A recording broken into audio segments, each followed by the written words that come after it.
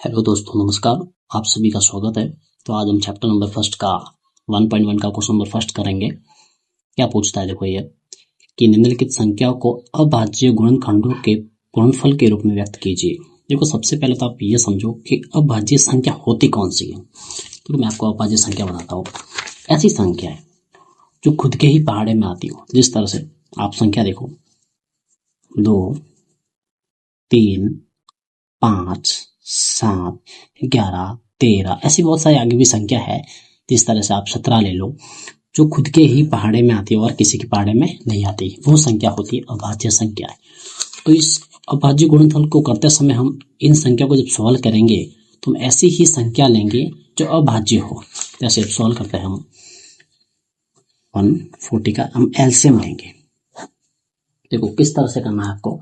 देखो 2 का डिवाइड दे दो, इसमें 2 का भाग कितनी बार गया, सीधा दो 70 बार। देखो किसी को अगर भाग देना नहीं आता तो सिंपली बताता हूँ, 2 का मतलब होता है कि इन संख्या का भाग देने का मतलब आधा करना, 2 का स्पेशल 2 का। तो 14 का आधा 7 हो गया 70 बार। अब सीधा 2 का दे दूं, 70 का आधा कितना 35, तो 2 का डिवाइड 35 बार गया।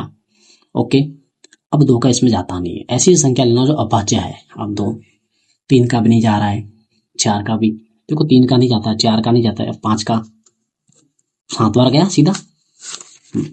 तो 5 का कितने बार गया, 7 बार गया। फिर 7 का गया 1 बार। ये हो गया अपने कंप्लीट। तो उसको कैसे आगे लिखते हैं, अपना आया क्या कि 2 इंटू 5 इंटू 7। तो आपको इस तरह से या तो ऐसे सिंपली लिख दो, या फिर देखो 2 का स्क्वायर, क्योंकि 2 बार आया, और 5 इंटू 7। ये तो हमें इन संख्या में अभाज्य संख्या का भाग देना है। जिस तरह से संख्या, जैसे आप ले लो 2, 3, 5, 7, ऐसी संख्या है जो खुद के पहाड़े में ही आती हो। तो हम देखते हैं कि इसमें सम संख्या पीछे नहीं है, इसका मतलब इसमें 2 का भाग नहीं जाएगा। तो हम इसमें सबसे पहले हम 3 का भाग देंगे। देखो हम चेक करेंगे कि इसमें 3 का भाग जाता है या नहीं जाता है। तो हम इतनी मेहनत नहीं करेंगे, हम सिंपली शॉर्ट तरीके में देखेंगे। ये जितनी भी संख्या है इनको आप लिख दो इधर, कौन सी, 3 + 8 + 2 + 5। देखो 3 का रूल ये कहता है कि यदि ये संख्या जोड़ने पर जो संख्या प्राप्त होगी हमें, यदि वो संख्या है 3 के पहाड़े में आती है, तो इसका मतलब ये पूरी संख्या 3 से विभाजित है।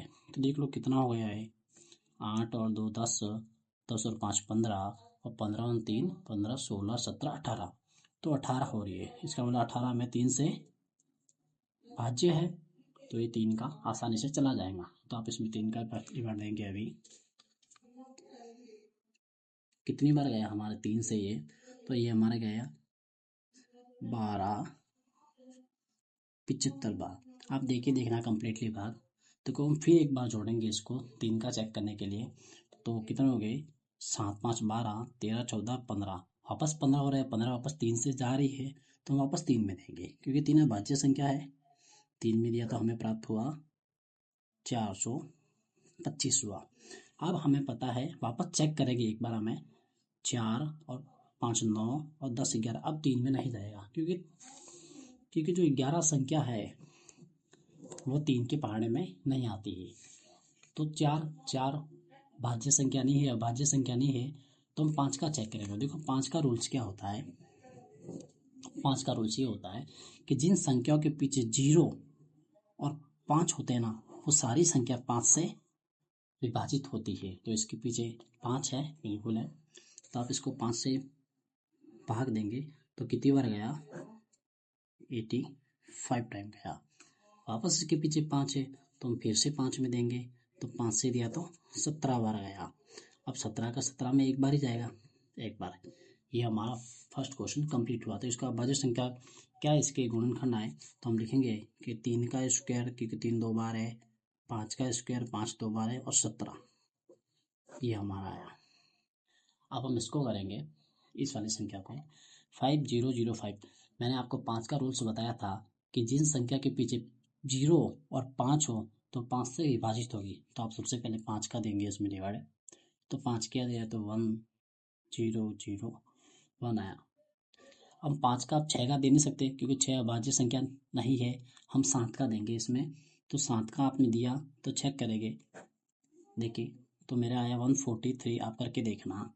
अब हम 7 का गया, अब 8 का हम दे नहीं सकते, आप 7 का वापस जाता नहीं है, 8 का दे नहीं सकते, 9 का दे नहीं सकते कि 9 भाज्य अभाज्य संख्या नहीं है कि वो 3 में भी आती है। 10 का नहीं दे सकते, अब 11 का देंगे। 11 का मेरे कम्प्लीटली 13 बार गया और 13 का एक बार गया, तो इसके कौन से गुणनफल टुकड़ा है, तो 5 इंटू 7 इंटू 11 इंटू 13, ये मेरे टुकड़ा है। कंप्लीट हो गया आपके।